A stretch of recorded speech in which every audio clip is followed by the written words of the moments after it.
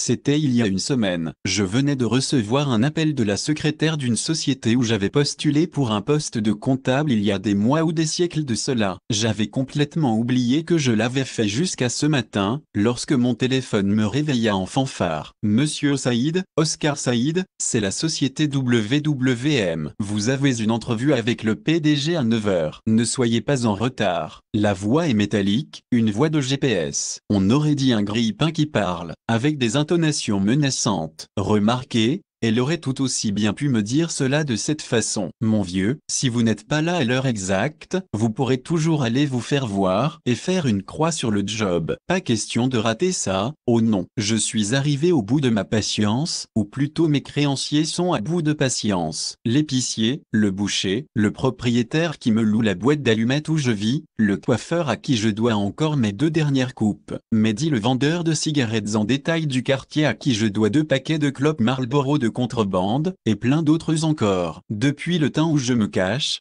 toutes ces personnes-là seront heureuses de me voir, et voir la couleur de mon argent, bien sûr. Du coup, je me lève vite fait, je me douche vite fait, je mets mon plus beau costume vite fait. En fait, le seul que je possède, et qui, soit dit en passant, devrait prendre sa retraite. J'avais été dedans au mariage de beaucoup de mes amis, de tous mes entretiens de travail, dans un enterrement ou deux, et plein d'autres cérémonies, heureuses ou pas. Brave costume, compagnon de mes infortunes, je t'adore. À 8 heures tapantes, je suis dehors et j'appelle un taxi. Pas question de prendre un bus, pas avec mon cher costume. On aurait vite fait de me le saloper. En plus, je ne veux pas risquer d'arriver en retard. Le taxi s'arrête tout de suite. Une première. Et vide. D'ordinaire, j'attends longtemps avant que l'un d'eux s'arrête, si longtemps que ma barbe repousse alors que je ne m'étais rasé que le matin même. Et dans les 3/4 du temps, il n'est jamais vide. C'est hallucinant, toutes ces séries de coups de chance. Il n'y a pas d'embouteillage. Sûrement un virus qui a dû emporter tous les chauffards de la ville. À 8h30, j'arrive à destination. Bien à l'abri dans sa guérite de verre, le concierge me toise de la tête aux pieds, avec le regard méprisant de tous les concierges du monde. J'espère qu'il ne m'a pas reconnu depuis la dernière fois que je suis venu ici, et qu'il ne se souvient pas que la dernière fois que j'étais venu ici, je portais le même costume. Ces gens-là sont réputés pour avoir une mémoire d'éléphant. Dans le hall de l'immeuble, des créatures en costume, en tailleur, s'agglutinent devant les ascenseurs. Je m'engouffre dans le premier qui est assez aimable pour s'ouvrir. Je prie pour que personne d'autre ne monte avec moi. Dieu n'entend pas mes prières. Ou plutôt si, car une charmante jeune femme, qui appartient également à l'espèce des costumes cravate tailleur, fait son apparition. Immédiatement, l'ascenseur est baigné dans un nuage de parfum. Est-ce que cette divine créature se serait baignée dans une baignoire pleine d'eau de toilette parfumée, et non d'eau de robinet? Au premier étage, l'ascenseur s'arrête pour laisser passage à un autre personnage, du genre prétentieux et arrogant, dont le nez est toujours relevé. Je le déteste tout de suite. À sa suite, un homme d'un certain âge, en costume 3 pièces le suit. Il est accompagné d'une petite fille, 10 ans environ. Elle aussi a le nez en l'air, comme monsieur prétentieux. On dirait un petit chien chihuahua qui renifle.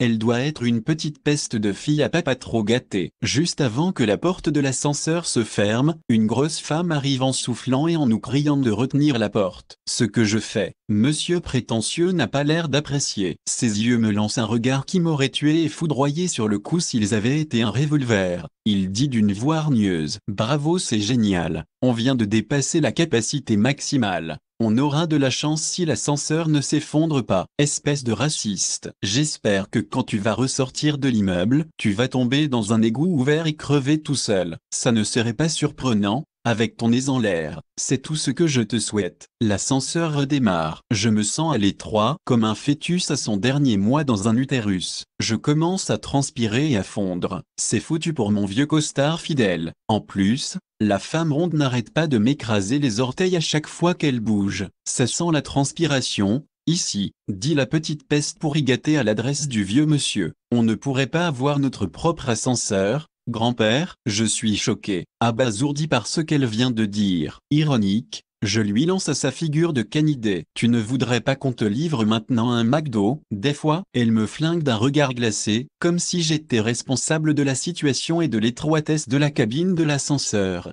Apparemment, elle n'est pas du genre à goûter à la plaisanterie, et elle a autant le sens de l'humour qu'un escargot. C'est à ce moment-là que l'ascenseur fait un bruit bizarre, comme ferait une vieille Renault 4 dont on aurait coupé le contact. Il est bloqué. Il fallait que ça arrive, que ça m'arrive. La journée avait bien commencé pourtant. C'était trop beau pour être vrai. Génial. Manquait plus que ça. Bordel de merde. Je le savais. Comme si la femme ronde avait compris l'insinuation, elle rougit comme une écrevisse et lance à monsieur prétentieux: surveillez votre langage, monsieur, il y a des enfants et des femmes ici. Monsieur prétentieux n'en croit pas ses oreilles, il suffoque de rage et dit: on est coincé ici et serré comme des sardines, l'ascenseur est bloqué, et tout ce qui gêne madame, c'est mon langage. Elle a raison, je dis, vous devriez fermer votre grande gueule puante, au lieu de dire n'importe quoi. C'est moi, ça. Je suis assez fier de moi. Une petite revanche sur ce sale snobinard de raciste. On essaie tous les boutons. On s'esquinte le bout des doigts sur le bouton d'urgence. On essaie nos propres téléphones. Évidemment, il n'y a pas de réseau. L'ascenseur ne bouge pas d'un poil. Il commence à faire une chaleur d'enfer. En ce laps de temps, on assiste à une séance de confession digne d'un cabinet de psy. J'apprends ainsi que le snob raciste travaille dans une société d'assurance machin ici même, ce qui explique son caractère de cochon, que la femme ronde est là pour une consultation médicale chez son diététicien, sûrement à cause de son problème de poids, que la jeune femme extra parfumée vendeuse dans un magasin dans l'immeuble, certainement au rayon parfum et cosmétiques, et que le vieux monsieur est un vieux monsieur, et que la fillette est une fillette gâtée pourrie de chez pourri. Une pensée horrible me traverse l'esprit. Je me dis que ça aurait pu être pire si j'avais eu la diarrhée. Au bout d'un moment, la dame extra parfumée dit: il veut dire tailleur, il veut dire tailleur. La pauvre, elle s'était sûrement dit que balancer cette réplique à un moment pareil allait détendre l'atmosphère. Grossière erreur, parce que monsieur prétentieux ne la rate pas. Vous rigolez, j'espère. On s'en fout de votre Schneider, et on s'en fout également qu'il soit allemand,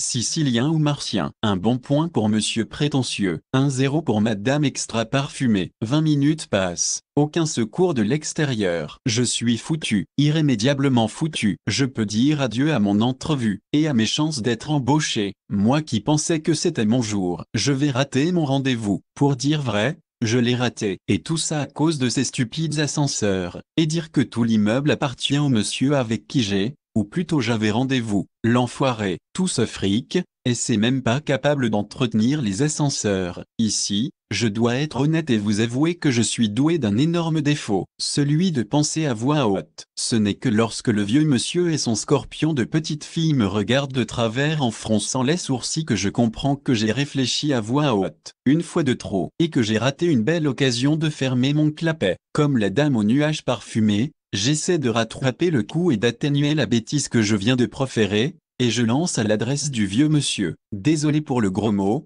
monsieur. Et là, je me rends compte que le vieux était le seul dans l'ascenseur qui n'avait rien dit sur lui, ou presque. Je suis l'enfoiré, celui qui possède tout l'immeuble, répond le vieux. Et c'est à cet instant précis que les portes de l'ascenseur s'ouvrent.